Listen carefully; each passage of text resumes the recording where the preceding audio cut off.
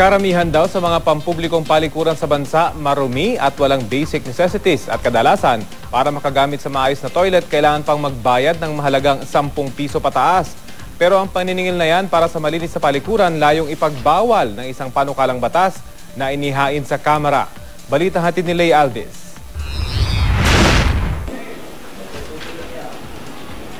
Sa ilang mga mall ngayon, makikita ang mga pay lounge o mga restroom kung saan kailangan mong magbayad ng 10 piso pataas kung magsi-CR ka.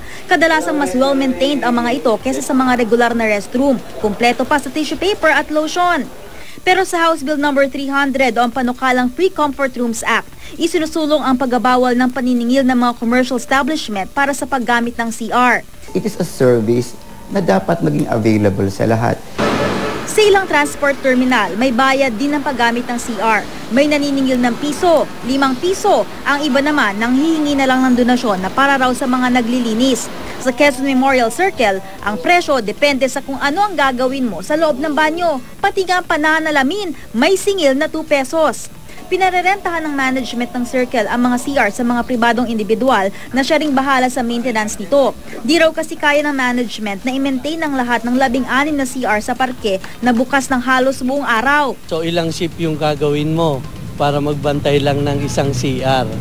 Whereas dito, sila na lang ang nag-aasikaso lahat. May mga malilinis mang palikuran, meron ding hindi kalinisan.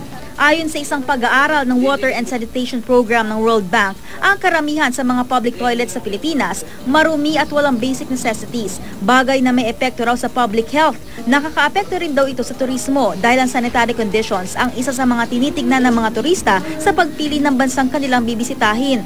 Sa Boracay na lang halimbawa, nanliliit daw ang tour guide na si Albert Tan dahil wala siyang may alok na malinis na public toilet sa kanyang mga guest mula sa ibang bansa kapag nasa labas sila ng hotel. Swertehan na lang daw kung may ibang hotel na papayag na magpagamit ng kanilang CR. Nakakahiya. Where do people go? Hindi naman presentable yung mga public toilet. Tumira ka sa isang 5-star hotel, tapos pina-CR mo sa marumi. So what for?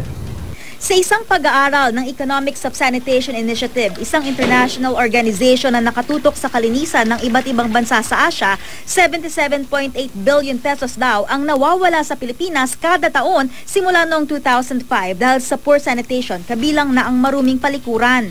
Kaya naman ang pamahalaan ng Cebu nag-allocate ng mahigit 20 milyong piso para sa pagkasagawa ng 35 units na mga bago at malilinis na banyo sa buong lalawigan. Naturingan nga tayo mga Pinoy ng malilinis sa ating pangangatawan, pero sana raw dalhin natin ang kalinisan pati sa mga pampublikong palikuran. Lay Alves, GMA News.